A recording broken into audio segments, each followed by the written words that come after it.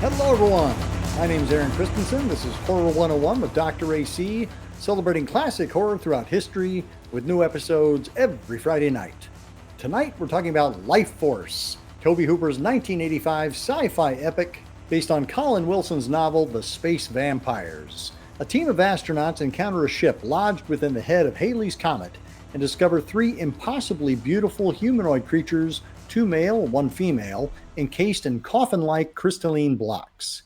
And as any genre film fan can predict, as soon as they get these strange creatures back to Earth, blocks are going to crack and heads are going to roll. Working with a spirited screenplay by Dan O'Bannon and fellow sci-fi vet Don Jakoby, Hooper does a fine job keeping the action moving as U.S. astronaut Steve Railsback and SIS agent Peter Firth attempt to track down and contain the interstellar menace. The insane scenes of panic and mayhem as the population of Greater London is bled dry of their precious electrical blue fizzies and zombified are great fun, as is watching a young Patrick Stewart strut his stuff as a histrionic asylum official. But for a good many viewers, regardless of age or sexual orientation, Lifeforce's primary appeal lies in the glory that is French ballet dancer Mathilde May's stunning vampire girl. At a time when female nudity was employed in an exploitative and often sleazy manner, May transcends being a mere dazzling bit of eye candy, projecting a genuinely otherworldly and alien presence through her physical and mostly nonverbal performance. With grand and gorgeous production design and Nick Maley's terrific makeup effects and animatronics, dancing in step with Hooper's unique vision, and O'Bannon and Jacoby's cheeky, chatty, and occasionally campy twist to classic vampire mythos, Lifeforce is a film like no other, both a product of its time and a timeless cult classic. Look out below! It's Space Vampires. We're going to be talking about Lifeforce celebrating its 40th anniversary, and we have an incredible panel to chat about it with me. Let's bring everybody in. And let's say hello to John Kenneth Muir. Hello, glad to be here. For Razor Caffeine. Hi there. Ryan Olson. Howdy. And rounding out our spacey circle, Katie Glidewell, aka the blonde in front. Hey, everybody, let's get naked. And we will, in fact, be talking about Lifeforce 1985 celebrating its 40th anniversary. And we will be talking spoilers, so everybody just prepare yourselves. Thank you all, and looking forward to chatting tonight. Thanks for joining. Let's get started. So Lifeforce 1985. John, we were talking a little bit backstage. Where were you in 1985? I would like to say that I saw Lifeforce in the theater, but I did see the preview for it. My family, I don't know why, but we ended up seeing Rambo First Blood Part 2. And the trailer for Lifeforce was ahead of that film. And I felt at the time that it looked like the scariest movie I ever saw. And at that point, I guess I had not fully jumped into my horror persona. Although it was another Tobe Hooper movie that did, which I saw on the home video market shortly thereafter, which was The Funhouse, and that's the one that awoke my my love of horror. So I was terrified of the trailer of Lifeforce and didn't see it till it hit the home video market, I guess. That's okay. That's okay. I don't know who all might have seen it on its original release. I know I saw it on home video as well. Fraser, how about you? Yeah, I came to it late as well. I was John just mentioned sort of you're coming into horror. And for me, the movie that did that was Return of the Living Dead. So I've always been, actually, I should rephrase that. I was about to say I've always been a Dan O'Bannon guy. That's not true. I didn't even really know who he was for a while. I just loved that movie. And then I loved Alien as well. And then eventually I was like, hey, wait a minute. That's the same guy. And then discovered that, oh, wait a minute, that's also the Invaders from Mars guy. I love Invaders from Mars. So that was the point that I was like, I need to delve into this dude and watch some stuff. And Lifeforce was my first stop, and loved it. Do you remember what your initial reaction was to it? Just crazy and lunatic and bizarre, and which is kind of still my reaction now, to just be like, this is madness. And that's what I loved about it. Cool. We will be digging deeper into that for sure. Yes. Ryan, how about you? What's your origin story with Lifeforce? So my dad was always a really big science fiction fan. He loved sci-fi and stuff. He wasn't as big of a horror guy, although there was some horror stuff that he liked, and he did like things that, you know, if it was sci-fi adjacent and stuff like that, he was always really drawn to. I mean, Forbidden Planet was his all-time favorite movie. And Life Force was one that he went and saw because my uncle and him would always go to movies, and I was always would love to go with them when it was stuff I could see. But that was one obviously they didn't take me to see because I was too young. But he talked about it a lot, and I was always really fascinated with the Life Force. What a cool thing. And then I would see the VHS at the food market when my mom was shopping, and just thought the art was really neat and creepy and weird, and the Life Force logo was cool looking. So once the floodgates opened and I was renting stuff, that was definitely one I rented, and was obviously blown away by it on so many levels. Yeah, I think it was awakening for a lot of us. Yeah. Katie, how about you? How'd you come to this one? So Life Force was what I like to call a cable staple. I didn't see it in the theater, but I definitely saw it a lot on Cinemax. And I am a fan of Tobe Hooper from Salem's Lot, the miniseries, and Poltergeist. Those are two of, I feel like, core memories of horror, especially Salem's Lot, because, you know, that was on TV and they did not care if they scarred young children for life, you know, or parents were like, hey, sure, just watch this, like that tink, tink, tink on the window. I will always, that is a core memory for me. And still to this day, it's like, so Life Force, when it was being shown, I'm like, it's got vampires, check. It's got space, check. They're space vampires. I'm all in. And then, you know, you've got Matilda May. And as a young girl, I was like, okay, is that what they're supposed to look like? Okay. I have a lot of growing up to do, I think. Also, it's like, yikes, I don't know if I'm going to look like that. But yeah, it also, and we'll talk about it, it fomented a lot of things in my brain as a young girl, how full female nudity was just totally fine, while, you know, those male space vampires were also naked, yet you didn't see any of their stuff. But we'll get into that and my grievances towards that growing up as a young girl. Like, why does, okay. Because patriarchy. Exactly.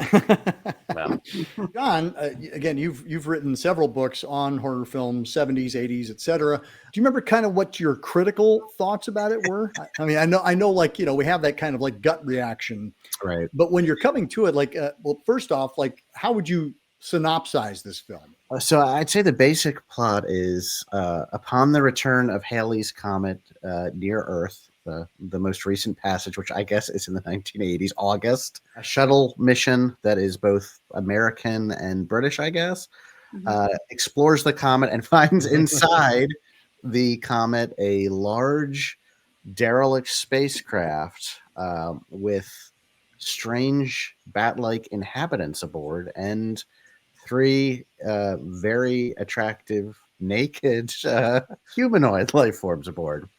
And then we sort of lose touch with the shuttle until another team comes to rescue it, and they bring these beings back to Earth, who turn out to be vampires that suck the life force out of people and cause an apocalypse in London.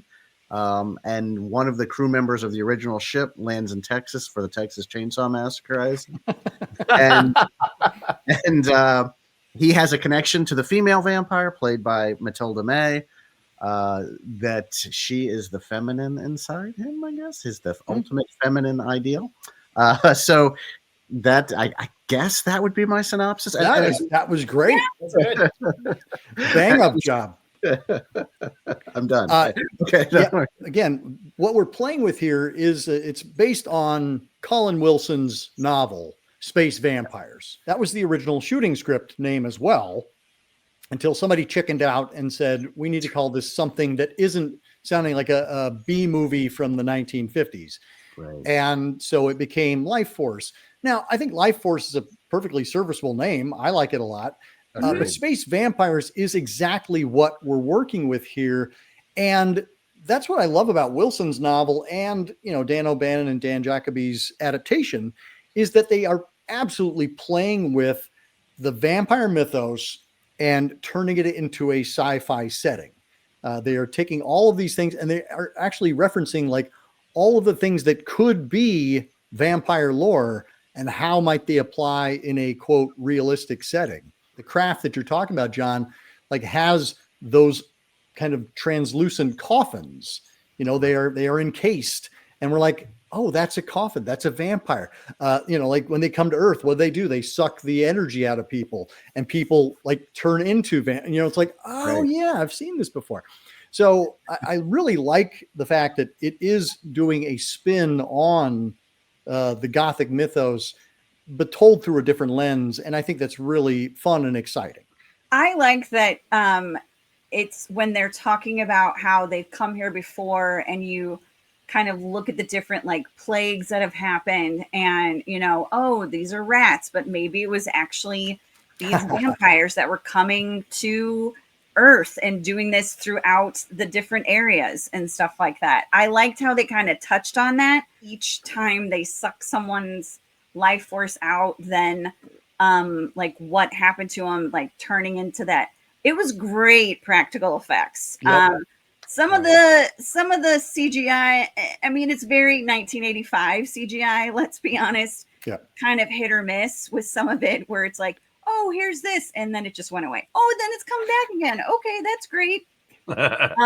But the practical effects, and I mean, they worked with a lot of people on those London streets, and you can see everything on their face and on their arms, on their hands, not to mention the piles of people that are on the different buildings. So it's like rewatching that and really admiring that. I was like, wow, that's a lot of damn work that they had to do on that. Also, the cast is great to see Patrick Stewart. And I just love the fact that you've got this, like, the music is goes so seamlessly with it and intensifies, especially when Railsback is talking about the female space vampire and like in that dreamy state and has no accountability for what he's done whatsoever, puts it all on her. It's like, okay, buddy, that's fine. Thinking back in that 80s, like watching it for the first time and all the stuff that was going on, I just adore it.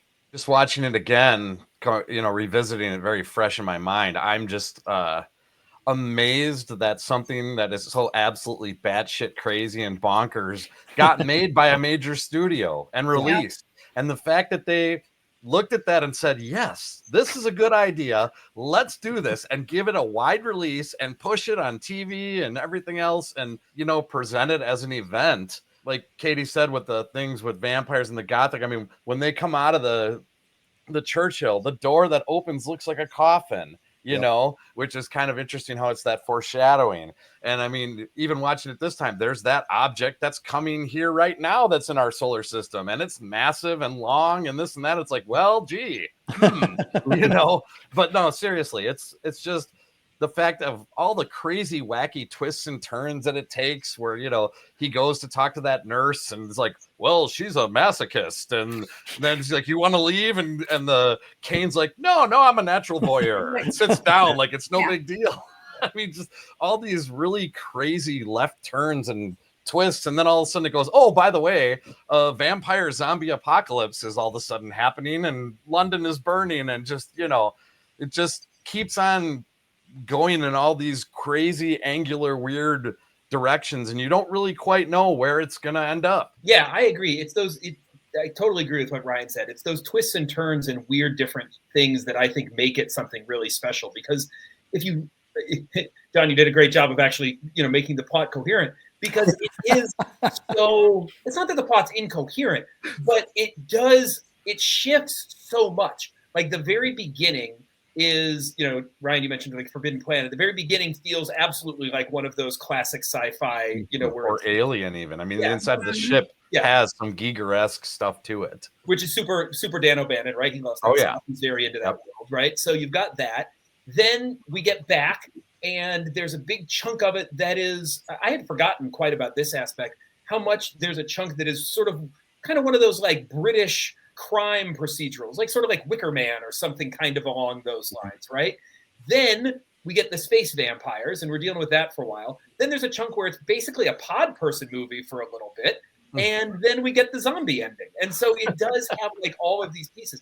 And I think the detractors would say, right, and that's why it sucks. And I say, no, that is why it's awesome. It is cheesy in the way that only mid-1980s films could be. Right. Like, it is so amped up. Katie, you talked about the special effects.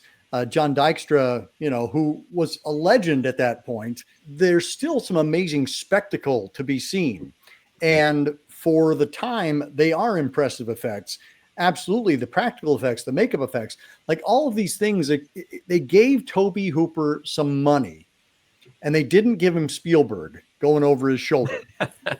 Right. And you really see Tobe Hooper. I absolutely agree with you, Fraser. I think Tobe Hooper is going, I want to make this movie, and I want to make this movie, and I want to make this movie, and I want to make this movie.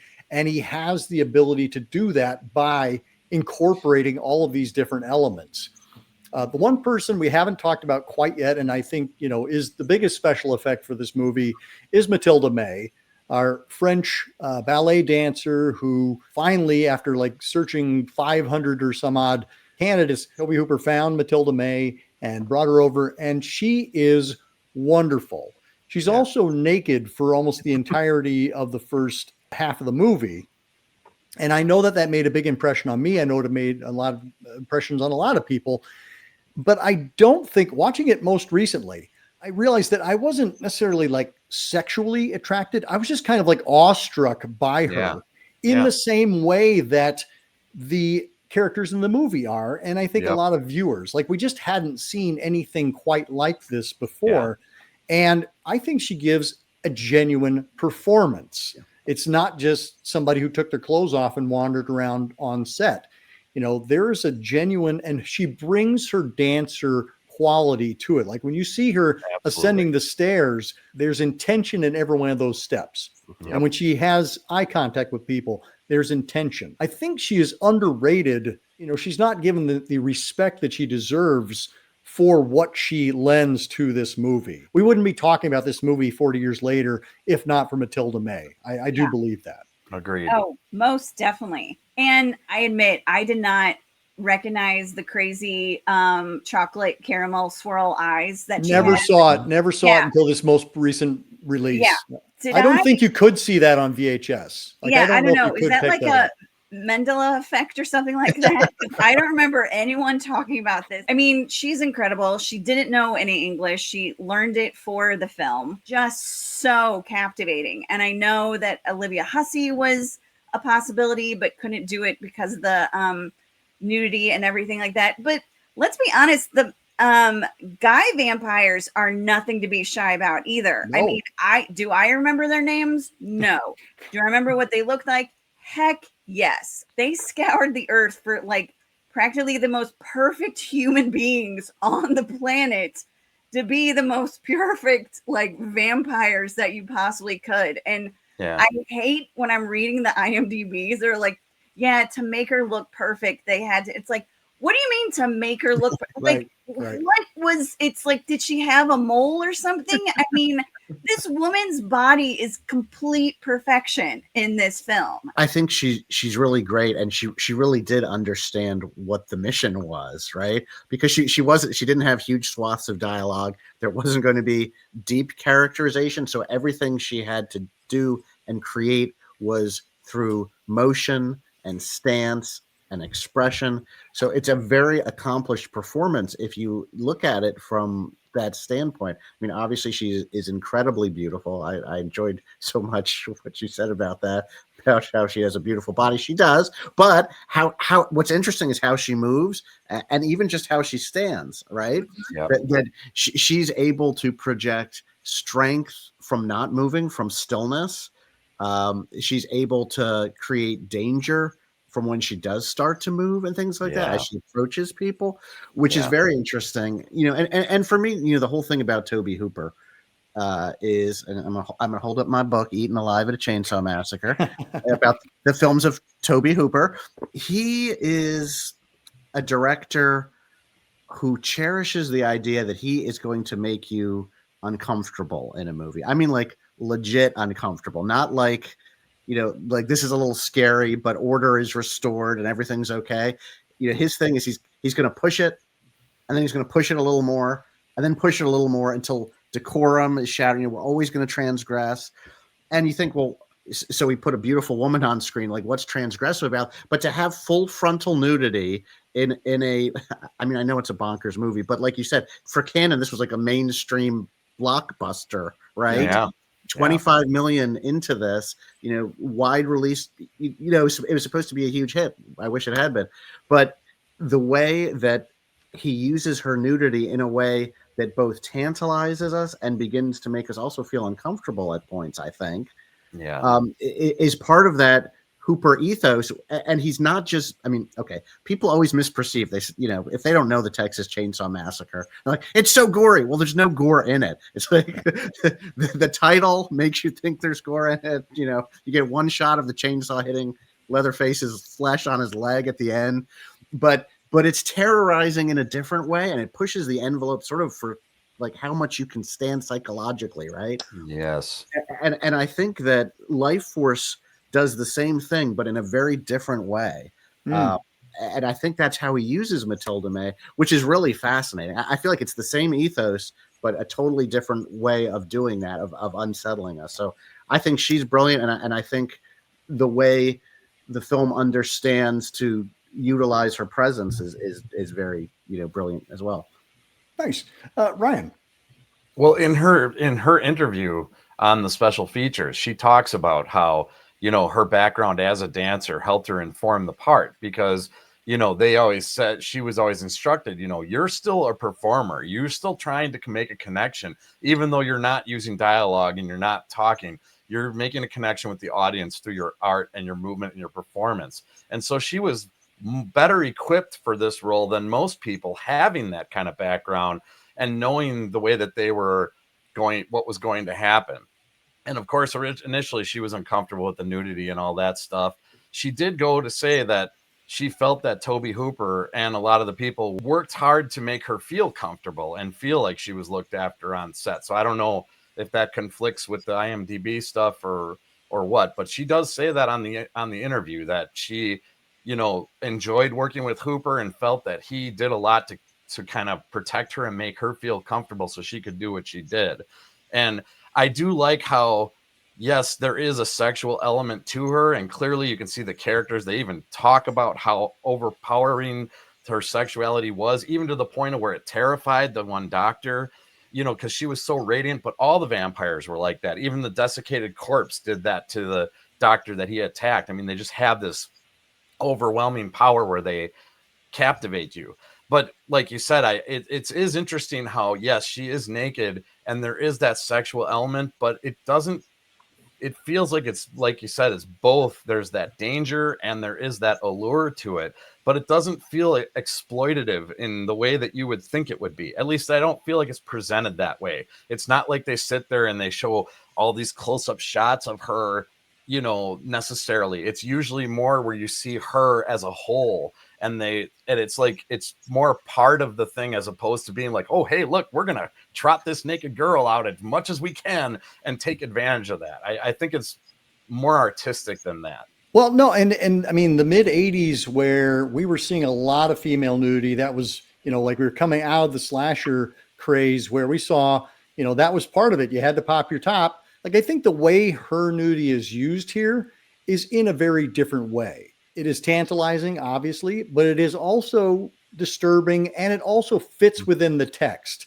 It doesn't feel like we're sneaking into some girl's bedroom or shower. Right. It feels like this woman, this creature, is venturing into our world, and we should be afraid that she's on the loose. And she owns it. Like, she owns nudity. It's like, that's, a power. Because, like, the shock when everyone, like, when the guard's like, oh, someone said there's some new, and they're like, I mean, she draws people in, and, like, after they're with her, it's like they feel drained because she's, like, taking all that energy from them. But, yeah, I don't know. Between 85 and 84, you had a lot of full frontal female nudity, and it was like then it was rated X if you got like a hint of a penis. So looking back as it's like what does that say to like women, that it's like women's full frontal, fine, no big deal. We cannot show the dingling though. That is against nature. No. Well,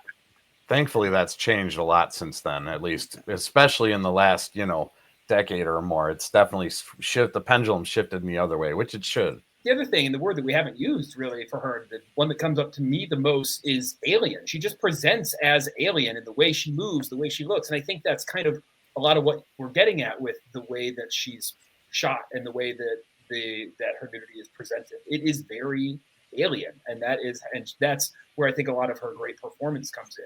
And they tap into that so well especially in the beginning, because I think there is, in the early parts of the movie, there is this sort of ambiguity around like, well, are these guys who are being drawn to her, is it just because she's like hot, or is it because there's some sort of like space power going? And eventually they declare, no, it's power. But I do think that it plays off of really well in the beginning, where, it does keep us guessing for a little while as to what exactly is going on. Why exactly are they being drawn to her? And I think, again, her performance and the way that she handles things really just adds to that ambiguity in the beginning.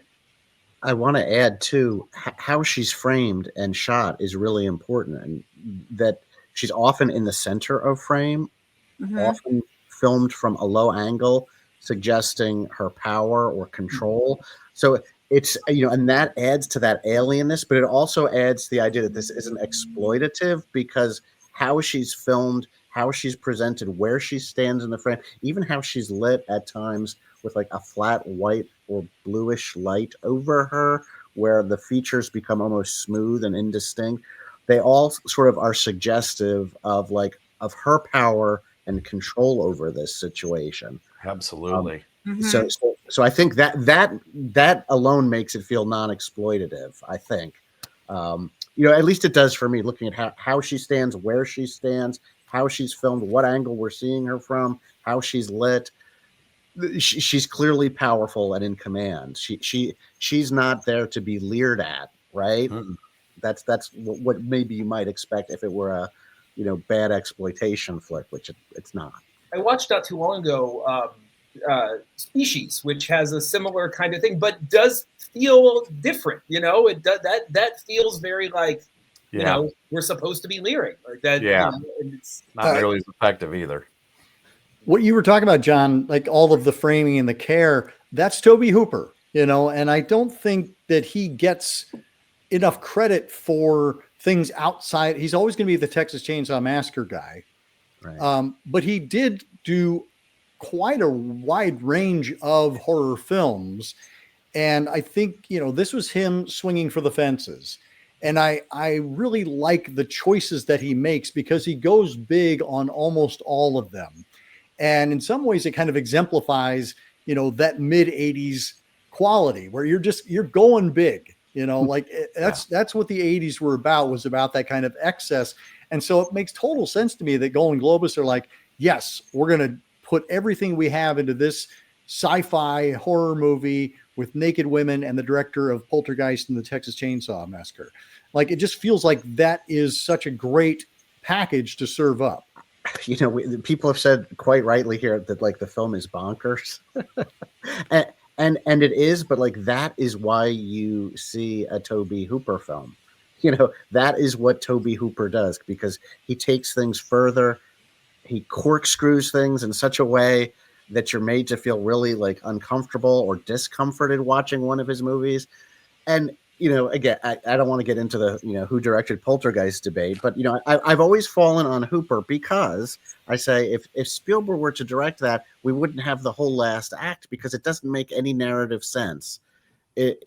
Spielberg is a neoclassicist. He's going to end it like Alfred Hitchcock would, or order is established, it's done, it's over. But like, in Poltergeist, Tangina says the house is clean, right? But that's not the end. There's a whole other act after that, with bodies coming out of the ground, vortices and, stuck in the house, and it's just a descent into utter irrationality and madness. For me, that's like a sweet spot for horror, because like if you understand it and everything is restored to normal, it's not really scary. But the more things sort of seem to spiral out of control and maybe even not connect, that's what Hooper does, and that's what this movie is. I was describing it to my wife. We watched it together. We watched it together many times. I said, this is like a Doctor Who episode on acid, but the Doctor never shows up. That's basically, it's like a Doctor Who episode, but he never appears, right? And this is what would happen if he didn't appear, because it's chaos, it's chaotic.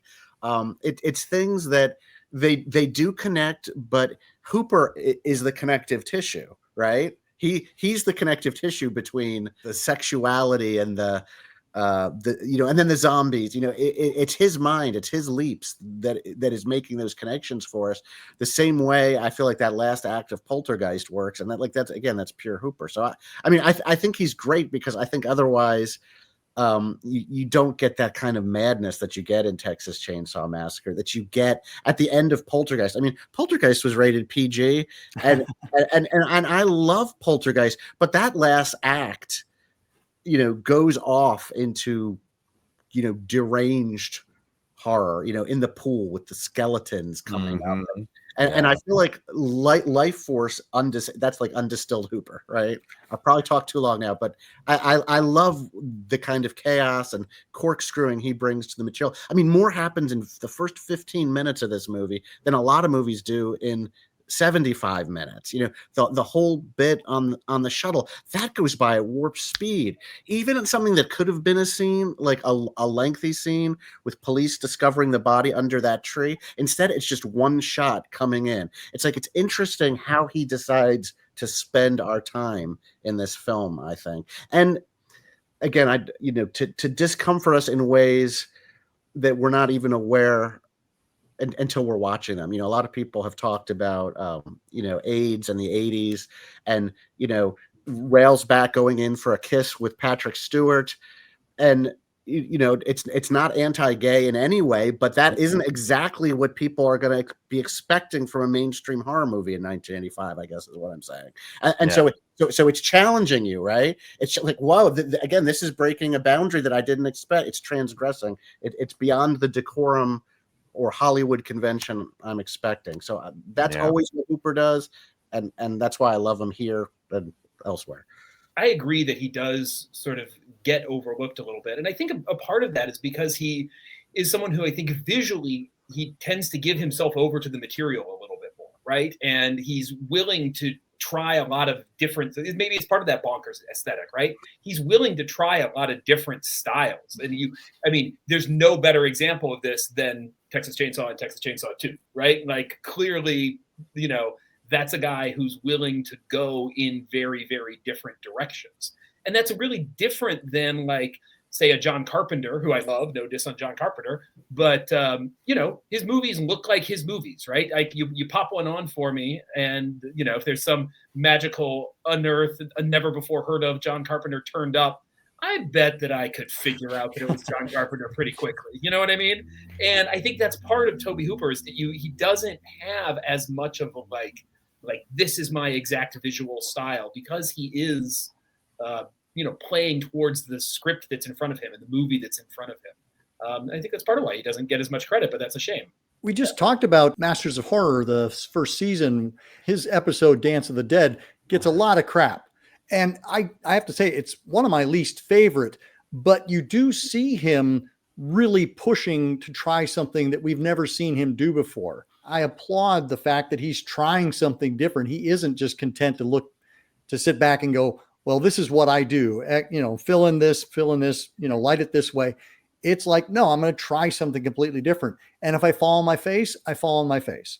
For me, Tobe Hooper has a lot of hit and miss stuff. And the stuff that I love, I absolutely love, Eaten Alive. And obviously, like Katie mentioned, Salem's Lot. I mean, one of the few things that ever truly terrified me and still has that power to this day is the Glick Kid at the Window. I mean, that is one of the scariest dad burn pieces of cinema that exists.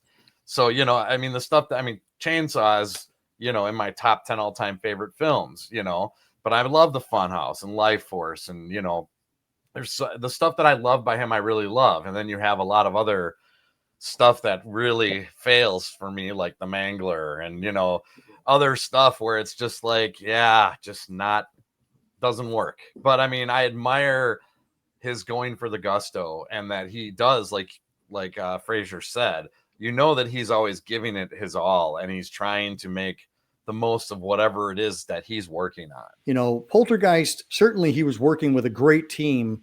Here he's also working with a great team. I mean, again, in addition to John Dykstra, we have Alan Hume as our director of photography. John Gracemark is that production design, which is incredible. You know, Henry Mancini doing our score. Like, we have just a huge brand name roster of talent. Tobe is getting to work, I think, at a level that he'd never worked at before. I would agree that it's less scary, but it's so much bigger. Like, everything feels like he's really leaning into the volume. I mean, like, he's telling Alan Hume he wants to light this thing and make it look like something that we've never seen before. The special effects and going into the ship, like, all of these things feel like genuinely outrageous and genuinely like they're just pushing that envelope of how massive can we get on this. And then to pull it back down to this very small story of the vampire. We've been telling this story since, 1920 with Nosferatu. Like, we are telling that same vampire story, but with all of the dressing on it.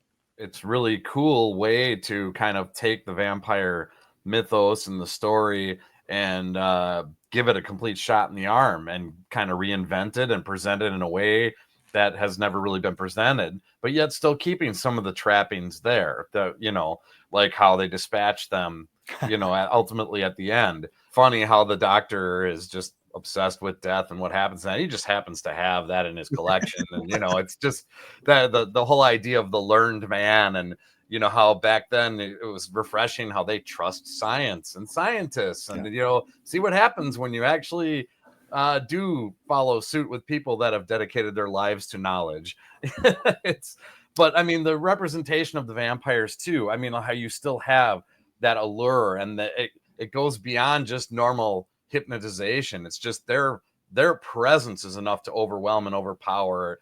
Like I said, even when you have that first desiccated guard, when he gets up, I mean, that surgeon has no chance. He's done.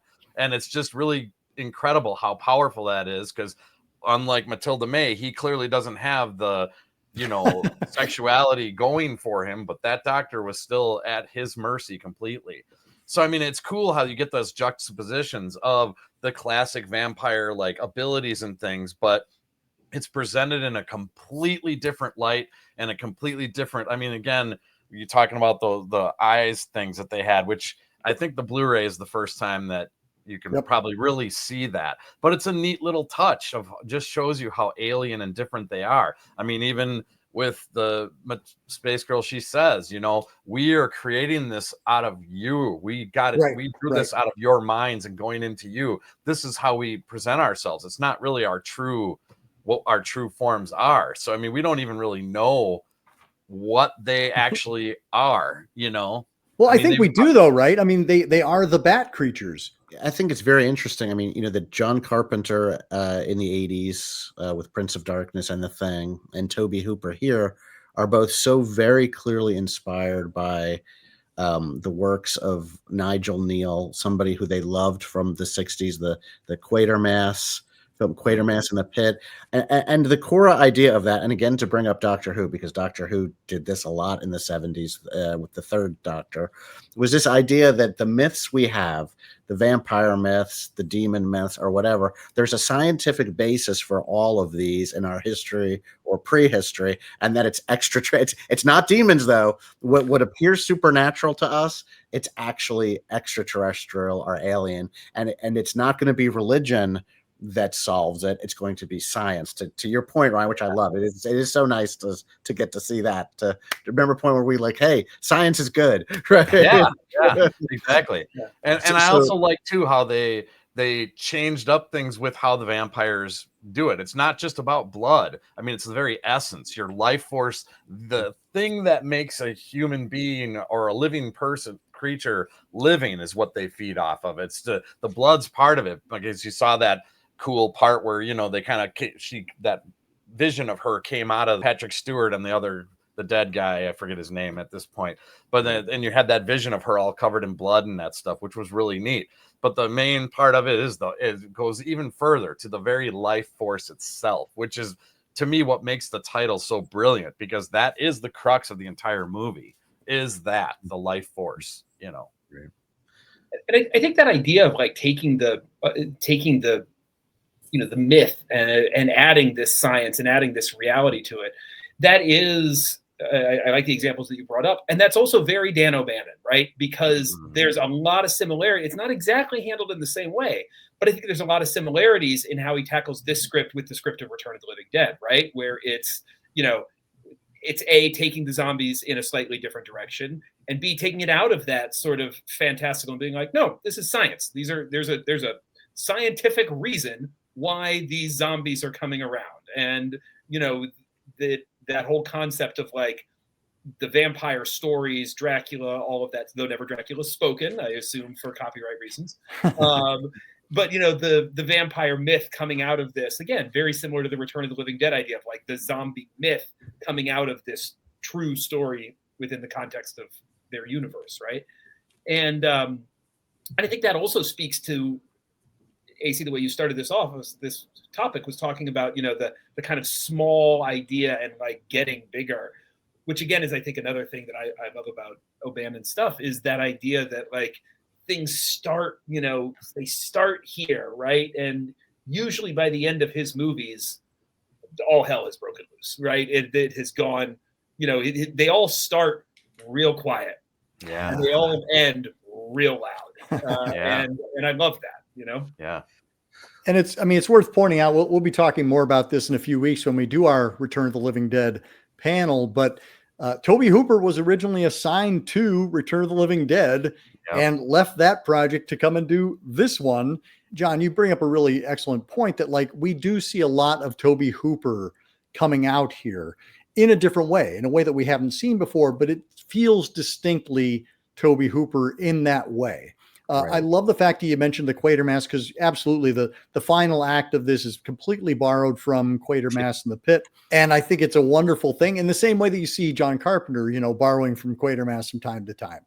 One of the things that I think actually O'Bannon's script, I think, is very clever about how it's taking the myth and kind of building on top of it.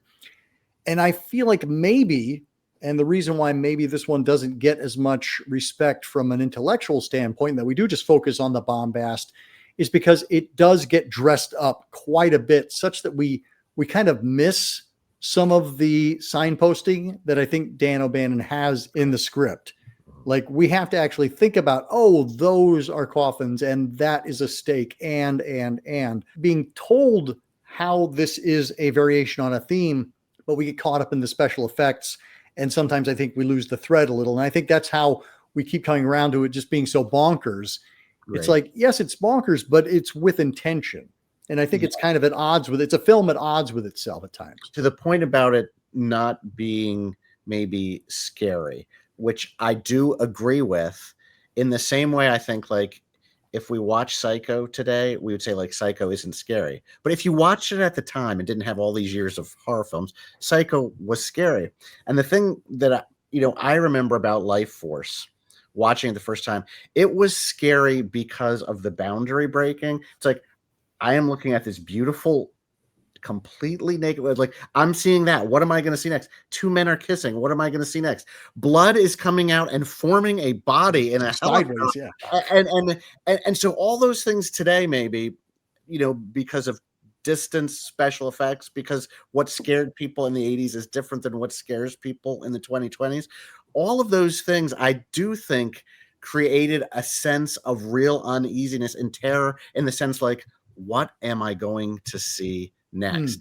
And so you watch Psycho the first time and you don't know anything about it. Maybe it still works on you. You watch Psycho the second time, you can appreciate its mastery of technique, but it doesn't scare you. I feel like Lifeforce is the same thing. It's like once you know sort of what its bag of tricks are and you're watching it again, you lose that sort of unpredictability of the first time you watch it, which is like, what the heck in this bonkers thing am I going to see next? And am I really going to be shocked by what is coming my way next? So I do think, we should give Lifeforce credit for pushing the boundaries of 1985 and what would have, but like not in the way that other maybe 80s horror films were necessarily doing, like in terms of like gore or things like that. There's gore, of course, but it's like, but what it actually shows us in terms of just breaking boundaries and decorum, the nudity, the male on male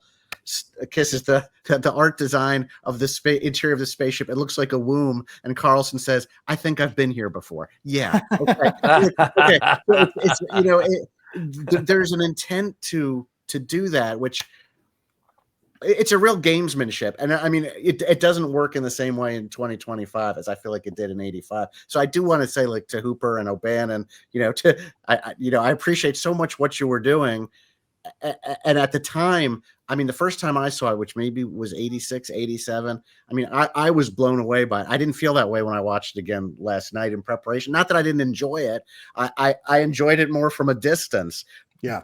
But the first time I saw it, and I'd love to know if it was the same for everyone else, it was an incredibly visceral experience the first time I saw it. One of the things that I think was kind of a game changer for Lifeforce is that they didn't hide in the shadows or hide in the dark. When they're on the Churchill, it's lighter, and it's like you go back to the Stromo and it's like dark and drippy and all that stuff. And in this, it's like light and peachy and all that stuff. And the first time that the space girl, gets the soldier, it's a bright room. There's nothing's in the shadows until you get to that last 15-20 minutes of pure and utter chaos where the whole world is going. So it's like the one of the things that I admire about this film is that it's really doing something that not a lot of other horror films are doing at all. It's like it was putting it up, front and in the light. Like, here's this,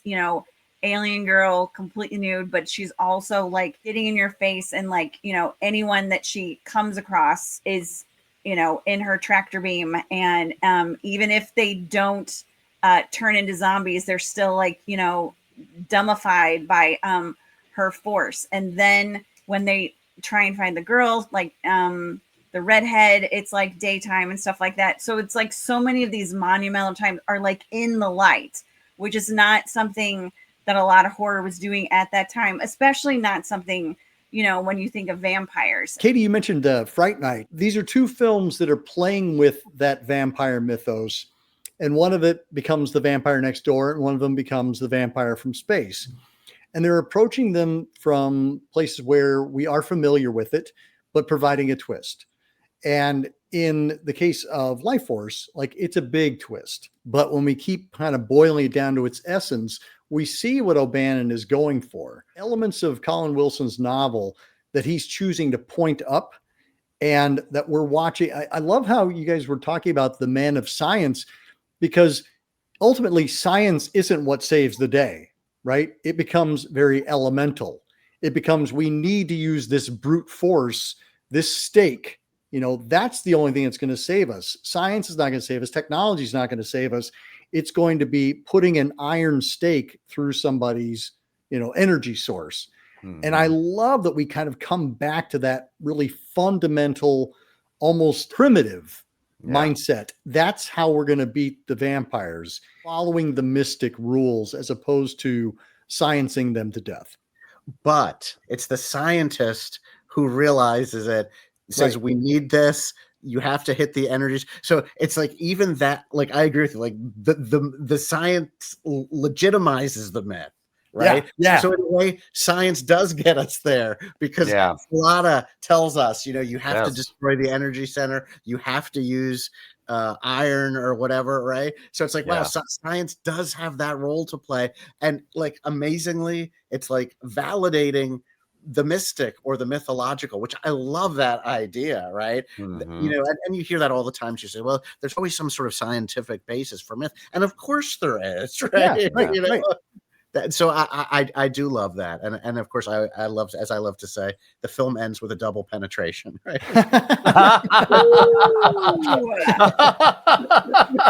So hey, Very Is true. it sorry. me, or I love the name Falada, and especially when it's Mhm. done with a British accent. It's like Falada, you know. Yeah. And all, I mean, the names in this film are so great, like Carlson, Kane, Falada. It's like, just, I don't know. It's like there seem like they're simple names, but the way they like emphasize it in each one, it's like, you know, making sure it's like, Carlson, you know what you got to do. It's like they never say what I don't know what any of these guys' first names are.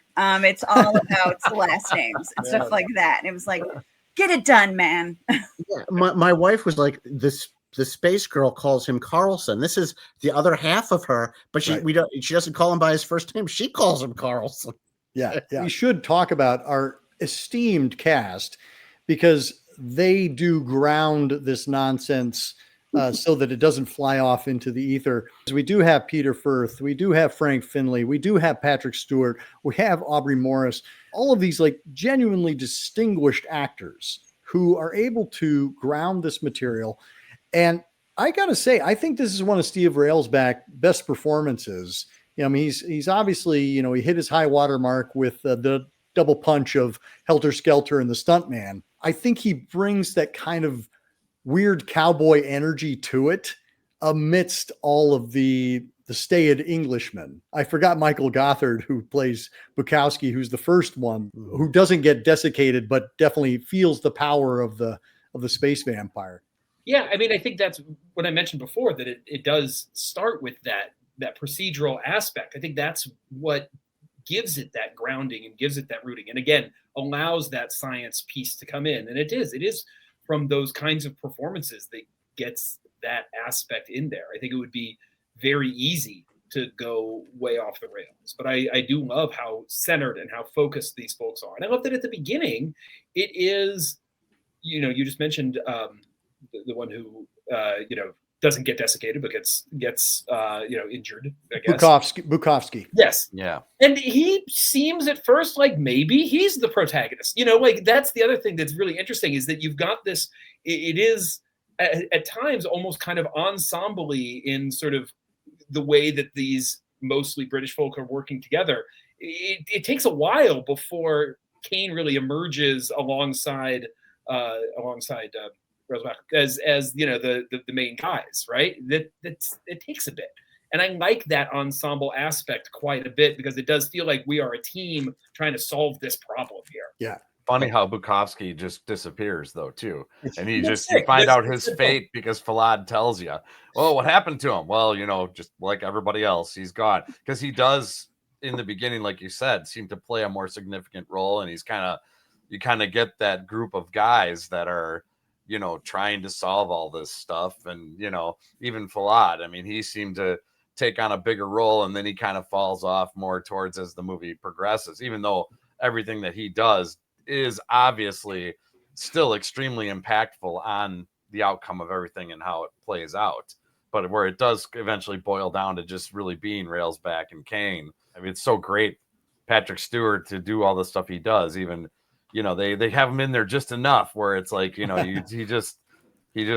goes for the gusto with it. It's great. Well, and I love that Frank Finlay is like leaning into his, you know, Van Helsing man of letters and man of action, but he's not the one who's going to save the day. Like that falls to Kane Carlson. I love the combo of Kane and Carlson, because, you know, Carl, you know, and it's probably a little, you know, stereotypical. Carlson is the, you know, emotional, passionate American, going in there, slapping people, shaking people, kissing people, you know, just, you know, in your face, you know. man of action, and that great line which was mentioned earlier, Kane says, so I'm a natural voyeur. He's content to sit back and watch and analyze and see what's gonna happen, right? But it's like, man, what I wouldn't do for a TV show with these two solving crimes. Carlson and Kane, they're a great team, and you do get this idea that they have a kind of respect for each other, but you also get the idea that Carlson is is a man of secrets. That he's done some stuff that is bad, and but he wants to be redeemed, and ultimately his he does, I guess, the right thing. But I think Railsback is great in this. He brings this off-kilter madness to it, and he did a little he did some of that too in the X-Files when he was Dwayne Barry in the early 90s, which was a major arc in the X-Files where he was the man behind Scully's abduction. And the question there is he insane or is he telling the truth? And there's an aspect of that in Carlson, I think, too, an obsessiveness bordering on madness. And I think Railsback is really good at projecting those feelings. Well, you could say he's almost kind of a bit of a Renfield in some ways. Wow, because he just doesn't eat bugs and stuff like that. But ultimately, he is kind of the Renfield of the story in the fact of how, she is the one that gets in his head and all the things that happen. He's the one that destroys the stuff. He's the one that, even though everybody dies, he kind of sits there and lets it happen. And then he does try to redeem himself by setting the ship on fire and all that. But, we get to see a movie where Renfield's the one that kind of is the main protagonist. Yeah, he's the hero. Yeah. That's a great insight. Hero. That's a great insight, Ryan. So good. Oh, thanks. I love that. Yeah, you're absolutely right. No, yeah. Because it's the derelict ship, right, that comes into the harbor. Yeah, that really works. Oh my gosh, that is great. Yeah. Good job, Ryan. Yes. Yeah. Let's talk really quick about Henry Mancini's score, because I think it is epic. There are times where I'm like, I think it plays against what you were saying, Katie. It plays against the fear. There's a grandness to it, but I think that makes it more of a sci-fi kind of epic as opposed to a creepy horror story. Yeah. What are people's thoughts about Mancini's score? Because again, I think it's a great piece of music, but I go out going da da da da da as opposed to going, whoa, that was really creepy. Especially at the end, it has all of this power to it that it's like, yes, you guys may have survived, but the vampires still got their souls and they're on their way, and who knows if all those little dehydrated bats are going to be like rehydrated because of all the life force that they took from you and stuff. It's like, haha. That's what I got from it. You mentioned the end there. I think that's where the score, it does set up something different. I think I'm similar to you. I like the score a lot, but it does project something different. I was thinking about that with the very, very end when, it's got this sort of triumphant, like, we did it, we beat him, yay. But he's like literally standing on a pile of bodies. Like, London is in bad shape at the end of this movie. But like, that's okay. The score is playing, we beat them, vampire, everything is fine. And I like it. I do wonder what would happen if you got, something, more of the Carpenter ilk, in that score world. I'd be curious, right? But if Henry Mancini agrees to do your score, are you going to say no? Right. Yeah. And you're right that it very much fits in with the canon and that world. It felt a little sort of Masters of the Universe kind of. You know what I mean? It reminded me of like Conan the Barbarian, like the whole people. I felt like there was going to be people running on horses in space, like dun dun dun dun dun dun dun dun dun. Yeah. I think you're describing Krull. That's the movie. Well, I think all of them kind of had that same like horses we are riding. Yeah, I think there's a grandeur and a drive and an urgency to it, but it's definitely not playing the horror beats. No. If we are thinking of this as grand myth kind of thing, maybe it fits in more there, but it doesn't play up the horror aspects for sure. And at times I think that is a mistake. There were definitely times during the zombie apocalypse where I wanted to feel more for Kane because he was in danger. I wanted the movie to make me feel that he was in more danger, and maybe a more subtle or atmospheric score at those moments would have made me feel that more. But again, I mean, you're playing the other notes. It's the cathedral and the light going to the heavens, and all the bodies and the flames bursting up in the city. So I don't know. I mean, I guess it's just a choice what you want to accent. And like you said, if I'm thinking of this as a science fiction epic, then I guess it works, right? Right. But it doesn't quite work as a horror score, I think. Well, I think back to like the Quatermass film, Quatermass in the Pit. Like that score is emphasizing the tension and the fear, as opposed to kind of the excitement. And I think that's what I get excitement out of this score. Right. And it becomes an exciting movie. In terms of it being a scary movie, I think I could have done with more scary cues. Yeah. Just to kind of take me down that path so that I'm recognizing, oh gosh, this is creepy and this is bad, as opposed to, oh my gosh, I can't believe that woman is sucking the life force. Oh, and that's happening now, and that's happening now. I love the music, and it's just one of those things where I live in a world where I'm like, I wonder what it would be like with someone else doing the score. We've seen so many horror movies where they don't work until the score gets added, and they're like, okay, that's magic now. Carpenter being a key example. There's actually a football cue of music that they show in commercials that is almost the exact thing from the Lifeforce. It goes dun dun dun dun dun dun dun dun dun dun dun. There's a couple of differences when it breaks out of where it goes. That's just different from Lifeforce. But watching the movie this time, I kept hearing that football piece that they play during the games all the time when they talk about history or whatever. And it was like, it's funny because it really does play against the type of what the film you would think certain aspects of it should be. But again, that just adds to the absolute bonkers, zany, batshit crazy atmosphere that we're getting. It doesn't work, but it works at the same time, which is the best way to say it. It is going for a specific thing. And again, I'm not always convinced. I'm not 100% convinced it is the right thing. The opening credits, especially with the music going there, reminds me a lot of that other Hooper O'Bannon collab, the Invaders from Mars, which has a similar kind of like, real peppy opening. But that's like a kids movie, I love it. I'm not criticizing, but it is definitely that is sort of 10-year-old's first horror movie, right? And I don't think that's what they're going for here, but the score kind of does lean it in that direction. It is interesting that, Texas Chainsaw Massacre 2 comes out the next year. Yeah. And you kind of go, is this Hooper trying to rebound off of Lifeforce with something that feels a little more familiar and tried and true? But then he does something, again, completely different than you expect. Tobe, man, I love you, but you're crazy. Yeah, if that's his idea of a rebound, then he's. Well, I think that's what his producers thought it was going to be. Yeah. Can I be honest about something regarding Texas Chainsaw Massacre 2?